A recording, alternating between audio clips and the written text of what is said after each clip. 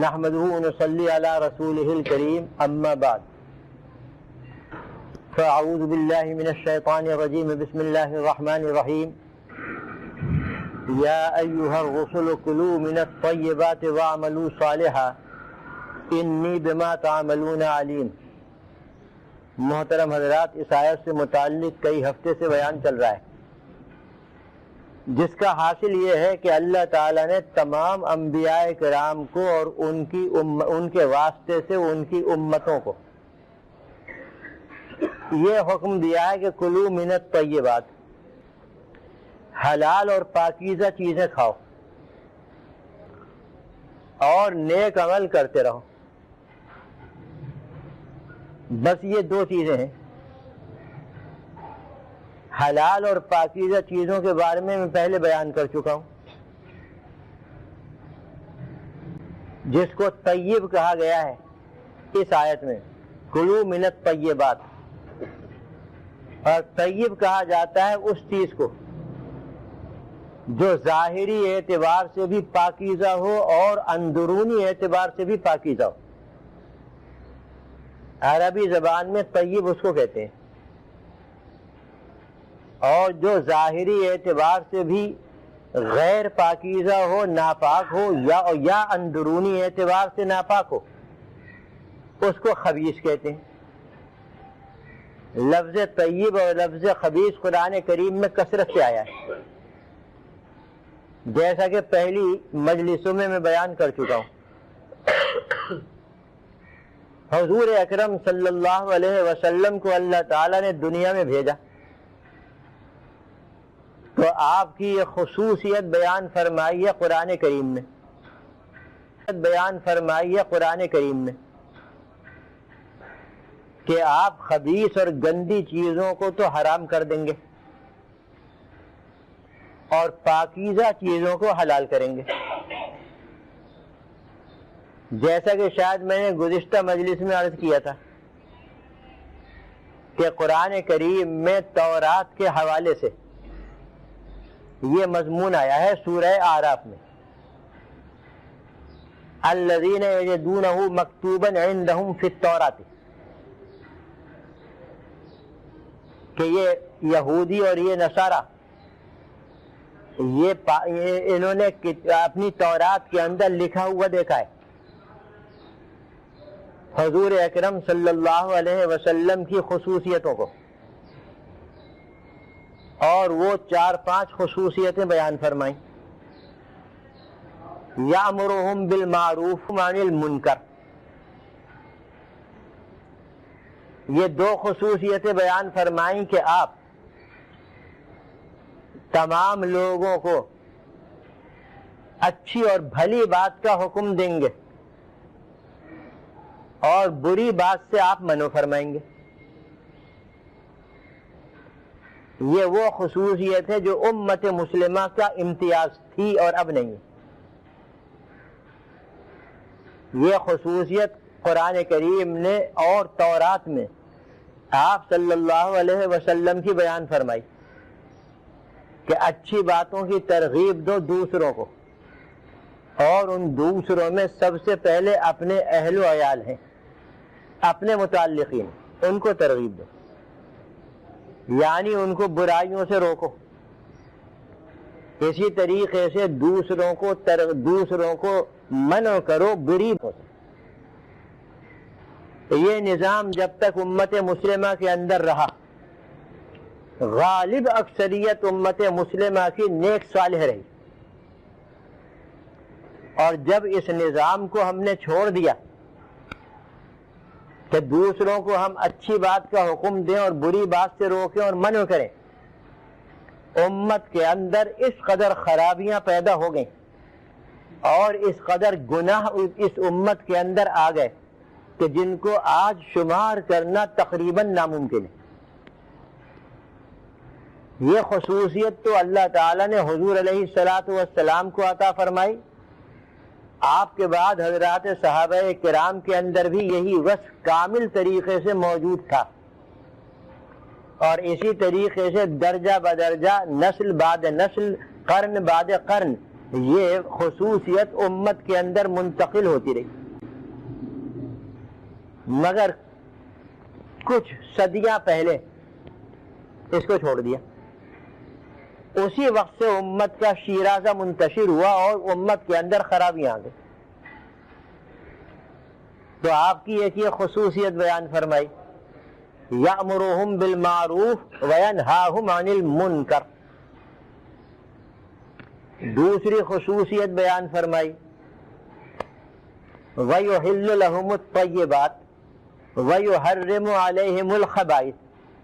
یہی میرا مقصود تھی کہ آپ لوگوں کے لیے پاکیزہ چیزوں کو حلال کر دیں گے اور ان کے استعمال کو جائز قرار دیں گے، اور جتنی بھی گندی اور خبیث چیزیں ہیں ان کو آپ روک دیں گے، ان کو حرام کر دیں گے، یعنی ان کے استعمال کی اجازت نہ دیں گے۔ یہی تھا میرا مقصود کہ یحل لہم الطیبات۔ اب اس کا حاصل یہ ہو گیا کہ آپ صلی اللہ علیہ وسلم نے جتنی بھی پاکیزہ چیزیں ہیں ان کو حلال کر دیا ہے، اور جتنی بھی حلال چیزیں ہیں لا محالہ وہ پاکیزہ ہیں، اور جتنی گندی اور خبیث چیزیں ہیں ان کو آپ نے حرام کر دیا۔ لہذا ہر گندی چیز شریعت اسلامیہ میں حرام ہوگی، وہ گندگی ظاہری طریقے پر ہو یا اندرونی اور باطنی طریقے پر، اس کو حرام کر دیا۔ چنانچہ آپ فہرست دیکھ جائیے، یہ امت جن چیزوں کو حلال سمجھ کر استعمال کرتی ہے وہ کس قدر کثرت سے پوری زمین پر پھیلی ہوئی ہیں۔ سبزی ترکاری استعمال کرتی ہے یہ امت، وہ دیکھیے کس قدر حلال اور پاکیزہ ہے، بشرطے کہ وہ حرام طریقے سے حاصل نہ کی گئی ہو، ورنہ اندرونی گندگی اس میں آ جائے گی۔ کھانے پینے کی جو اشیاء اللہ تعالی نے اور آپ صلی اللہ علیہ وسلم نے حلال فرمائی ہیں بے شمار ہیں، ان کو ہم شمار بھی نہیں کر سکتے۔ پہننے کے لیے اور لباس کے لیے، اسی طرح برتنے کے لیے اور استعمال کے لیے کتنی بے شمار چیزیں اللہ اور اس کے رسول نے حلال قرار دی ہیں۔ تو ایک لمبی فہرست ہے طیبات کی، یعنی پاکیزہ، جتنی پاکیزہ چیزیں ہیں وہ سب حلال۔ اور میں نے ابھی بتا دیا کہ پاکیزہ سے مراد یہ ہے کہ اوپر سے اور ظاہر سے بھی وہ پاکیزہ ہو اور اندر بھی پاکیزہ ہو۔ اگر ظاہری طور پر پاکیزہ نہیں ہے تو وہ نجس اور خبیث، یا ظاہری طور پر تو وہ پاکیزہ ہے لیکن اندرونی طریقے پر اس میں نجاست آ گئی تو وہ بھی حرام، جس کو میں ابھی آپ کے سامنے عرض کروں گا۔ یہ ہے حضرت خبیث اور طیب کے سلسلے میں، اور یہ اسلام کی خصوصیت ہے، آپ صلی اللہ علیہ وسلم کی خصوصیت ہے کہ ان چیزوں کو حلال کیا اور ان چیزوں کو حرام کر دیا۔ ظاہری طور پر بعض چیزیں وہ ہیں کہ جو دیکھنے میں بھی حرام، یعنی ان کا ظاہر بھی حرام اور ان کا باطن بھی حرام، ان کو قرآن کریم نے بیان کیا، اور ان میں بہت سی وہ ہیں کہ جن کو قرآن اور حدیث بیان نہیں کرتے بلکہ وہ خود بخود انسانی فطرت سے معلوم ہو جاتی۔ اب مثلا پیشاب، پاخانہ، بول و براز سب کے نزدیک، پوری انسانیت کے نزدیک نجس ہے، ظاہری اعتبار سے بھی یہ خبیث اور اندرونی اعتبار سے بھی یہ خبیث۔ تو اگرچہ قرآن کریم نے یا حضور اکرم صلی اللہ علیہ وسلم نے صریح الفاظ میں یہ نہیں فرمایا کہ یہ نجس ہے اور خبیث ہے، لیکن فطرت انسانی نے بتا دیا کہ بے انتہا غلیظ اور نجس چیز ہے۔ مومن تو اس کے قریب بھی نہیں جاتا بلکہ اس کے اثر سے بھی دور بھاگ. بعض کافر وہ ہیں کہ جو اس کو پیتے ہیں اور کھاتے ہیں، اللہ محفوظ رکھے. وہ تو فطرت انسانی سے بھی ہٹے ہوئے. اسی طریقے سے قرآن کریم نے بیان کیا شراب کو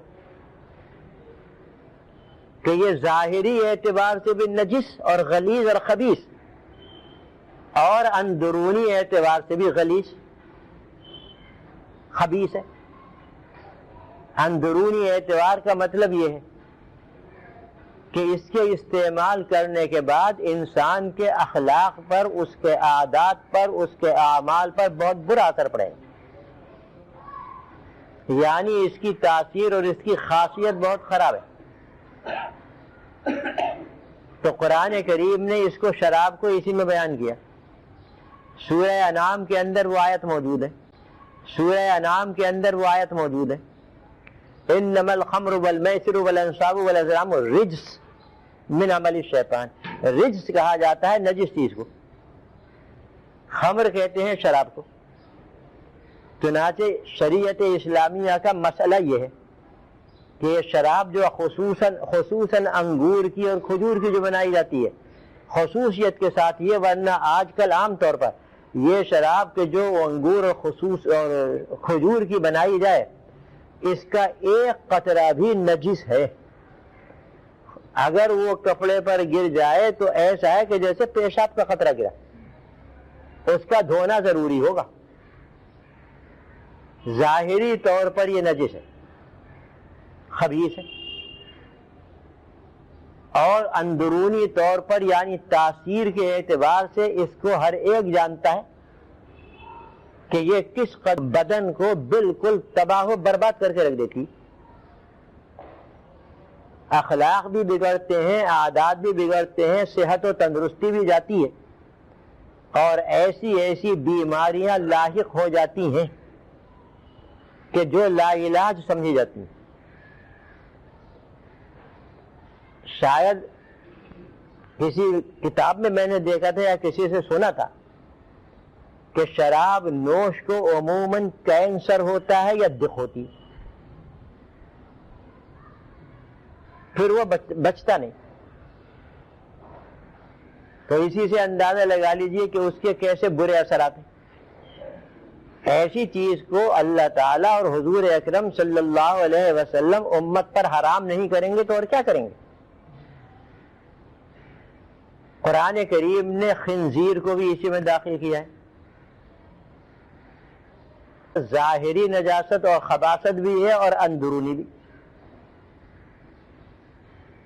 لحم الخنزیر 3-4 جگہ قرآن میں آیا ہے. وہ اس لیے کہ اس میں ظاہری طور پر بھی نجاست ہے. یہی وجہ ہے کہ اگر کسی نے خنزیر کے بدن کا بال اپنی جیب میں رکھ کر نماز پڑھ لی، نماز نہیں ہوگی، اس لیے کہ وہ ایک بال بھی نجس ہے اور پوری طرح نجس ہے. تو اس کے دوسرے اجزاء، بال تو باہر ہوتا ہے، تو جب بال نجس ہے اس کا اور ایک بال نجس ہے تو دوسرے بدن کے اعضاء کیسے اس کے نجس اور خبیث نہ ہوں گے؟ ظاہری طور پر تو یہ نجاست ہے اس میں اور خباثت ہے. اندرونی خباثت اور نجاست آپ حضرات مجھ سے زیادہ جانتے ہیں کہ جس قدر بے حیا اور بے غیرت خنزیر ہے تمام جانوروں میں، اس سے زیادہ بے غیرت کوئی نہیں.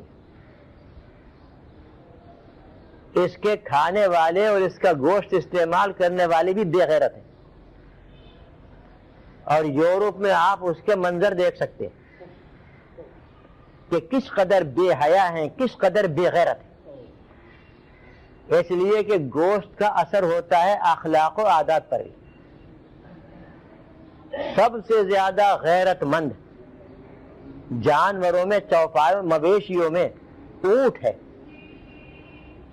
اونٹ سب سے زیادہ غیرت مند ہے، اس لیے اس کا گوشت حلال. پھر دوسرے جانور ہیں جن کا گوشت حلال کیا ہے، لیکن یہ خنزیر جیسا کہ میں نے ابھی بتایا، میں نے صرف آپ کو اجمالاً بتایا ہے، تفصیلات آپ ان لوگوں سے معلوم کریں جو اس فن کو جانتے ہیں کہ کس قدر بے غیرت اور بے حیا جانور ہے۔ اس کے گوشت کا اثر کھانے والوں میں آتا ہے، اور وہ بھی ایسے ہی بے غیرت اور بے حیا ہو جاتے کہ شرم و حیا تو ان سے بالکل رخصت ہو جاتی ہے، ہر اعتبار سے درندوں کی طرح زندگی گزارتے۔ تو اس کو بھی قرآن کریم نے حرام قرار دیا۔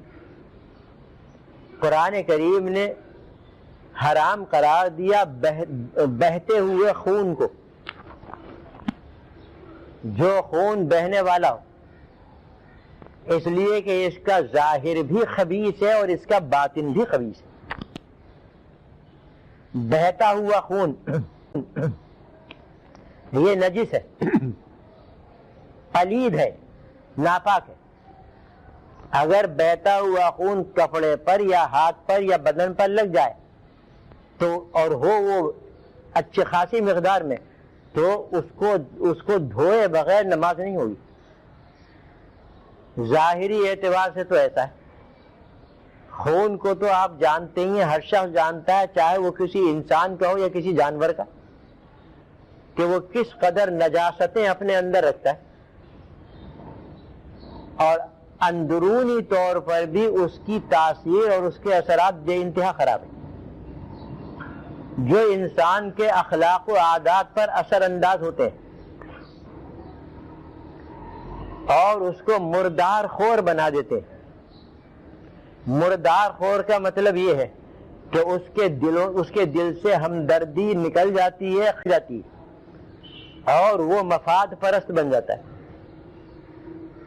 اس کو اس دنیا میں اور اس جنگلی معاشرے نے جو بہت ہی غیر مہذب اور ناشائستہ ہے، یعنی یورپ کا معاشرہ جنگلی معاشرہ ہے، اس کو بہترین غذا قرار دیا۔ جیسا کہ آپ حضرات جانتے ہیں، قرآن کریم تو اس کو حرام کہتا ہے، اور خالص حرام کہتا ہے، چاہے وہ کچی حالت میں ہو یا اس کو پکا لیا جائے، دونوں صورتوں میں وہ حرام ہے۔ اس لیے کہ نجاست اگر پکا لی جائے تو اس سے وہ پاک نہیں ہوتی۔ جیسے کسی کا پیشاب پکا لیا جائے تو کیا وہ پاک ہو جائے گا؟ ایسے ہی یہ بہتا ہوا خون بھی ہے۔ تو یہ چند چیزیں قرآن کریم نے وہ بیان فرمائی ہیں کہ جن میں ظاہری طور پر بھی خباثت ہے اور اندرونی طور پر بھی خباثت ہے، اور ایک اور چیز بیان فرمائی ہے جس میں کہ اللہ کے سوا غیر اللہ کے نام پر ذبح کرنا کسی جانور کو، یعنی بسم اللہ کے بغیر کسی جانور کو ذبح کر دینا، یعنی کسی بت کے نام پر یا کسی پیر کے نام پر جانور کو ذبح کر دینا، یعنی اللہ کے علاوہ کسی مخلوق کے نام پر جانور کو ذبح کر دینا، یہ ہے غیر اللہ کے نام پر ذبح کرنا۔ اس کو بھی قرآن کریم نے تقریباً 4 جگہ بیان فرمایا ہے کہ ایسا جانور بھی حرام ہے، اس لیے کہ اگرچہ ظاہری طور پر اس کو ذبح کرنے سے خون نکل گیا، گوشت اس کا پاک و صاف ہو گیا، لیکن چونکہ نیت یہاں پر خراب ہے اور غیر اللہ کا نام لیا گیا ہے، اس لیے اس کے اندر اندرونی خباثت ہوگی، اندرونی نجاست ہے، جس کا اثر پڑے گا کھانے والے کے دل پر اور ذہن پر، کہ اللہ تعالیٰ کی عظمت اس کے دل سے نکلے گی، اس کی کبریائی اس کے دل سے خارج ہوگی، اور اس کا دل مائل ہوگا بتوں کی طرف، پیروں کی طرف، اللہ کو چھوڑ کر پیروں کی طرف اور مخلوق کی طرف مائل ہونے لگے گا، تو اس کا تو باطن برباد ہو گیا، ایسے شخص کا دل تو برباد ہو گیا۔ اس لیے قرآن کریم نے اس کو بھی حرام قرار دیا۔ وما اہل بہ لغیر اللہ یا وما اہل لغیر اللہ بہ، یہ کئی جگہ قرآن میں آیا ہے تو اب دیکھ لیجئے کس قدر اہتمام کیا ہے شریعت اسلامیہ نے حلال اور حرام کا۔ دعا کریں کہ اللہ تعالی ہمیں حرام سے محفوظ رکھے، حلال سے اللہ تعالی حلال استعمال کرنے کی توفیق عطا فرمائے، اور دعا کریں کہ اللہ تعالی ہمارے اخلاق کو اسلامی اخلاق بنا دیں، اور اللہ رب العزت ہم سب کو اپنی رحمتوں کے سائے میں رکھیں برحمتک یا